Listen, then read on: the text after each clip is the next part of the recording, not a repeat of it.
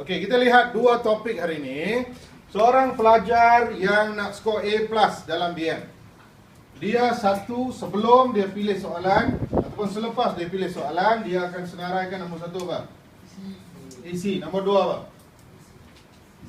Teknik-teknik yang telah dia belajar. Okey. Nombor 3 apa?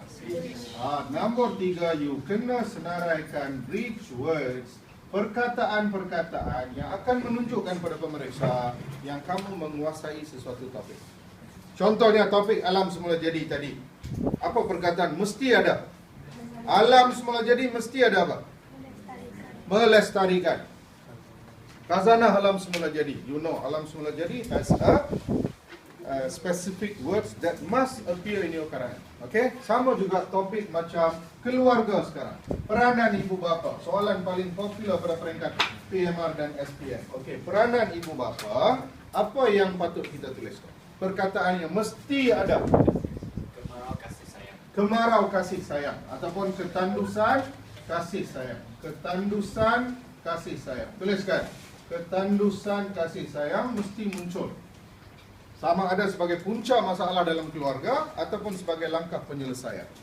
So it's parents' duty to make sure that there is no kemarau kasih sayang dalam keluarga ataupun ketandusan kasih sayang. Lagi. Perkataan lain.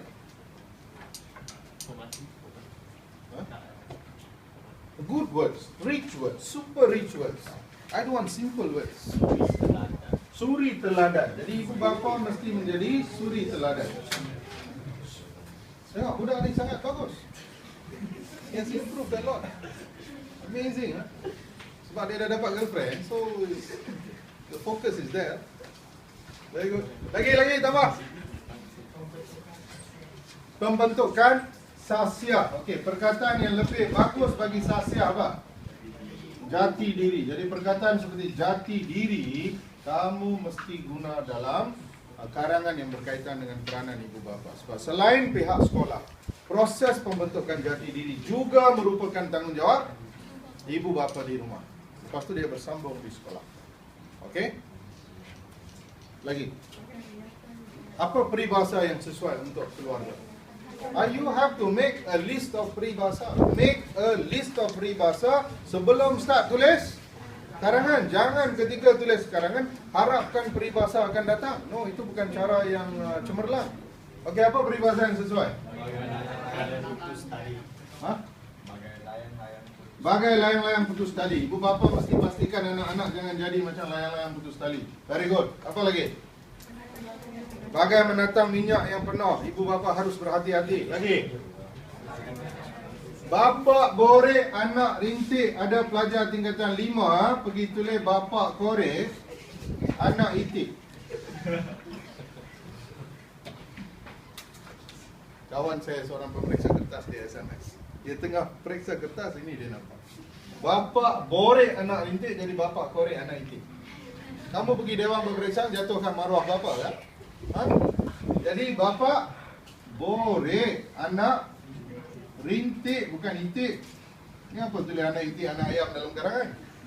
Okey, bapa bore anak rintik. Orang Cina kata like father, like son, like father, like son. Okey, apakah perkataan super rich lain yang mesti ada dalam karangan tentang keluarga? Bagaimana acuan begitulah kuihnya peribahasa. Lagi, Chang, Miss Chang. Pendidikan sempurna, pendidikan seimbang. Jadi jangan lupa ketika menulis sesuatu karangan tentang keluarga, 1, you kena senaraikan isi. 2, you kena senaraikan teknik saya. 3, you kena senaraikan rich words. Words yang you boleh letakkan dalam setiap perenggan yang akan dihurai. Okey, faham? Okey, untuk remaja pula, apa perkataan yang penting?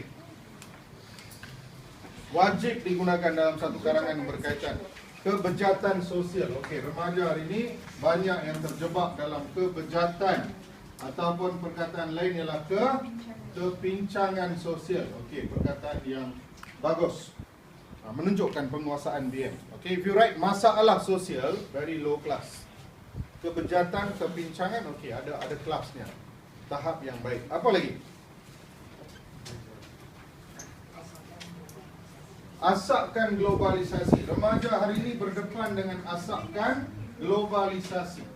Asapkan globalisasi ialah pengaruh luar yang datang dengan macam tsunami. Dia datang dengan kuat.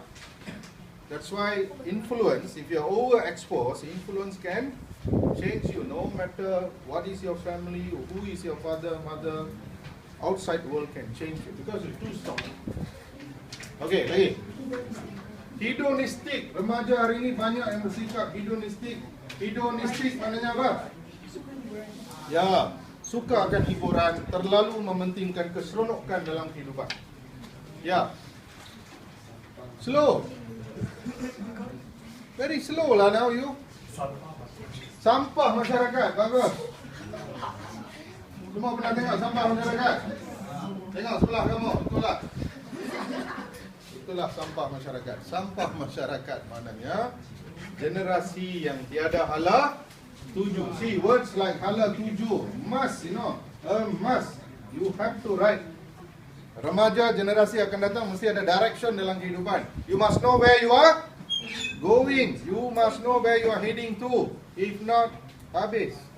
Masa akan disia-siakan, kehidupan akan disia-siakan. Okay, one last. Peribahasa paling penting bagi seseorang remaja.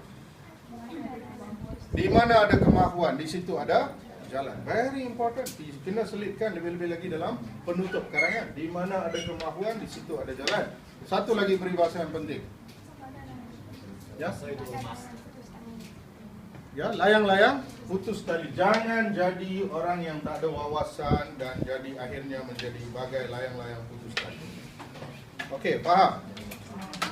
Okey, Rakshana, what's my message today? Huh? Yes, we make a list of words before we even start writing a chapter. Okay, thank you, Samshol.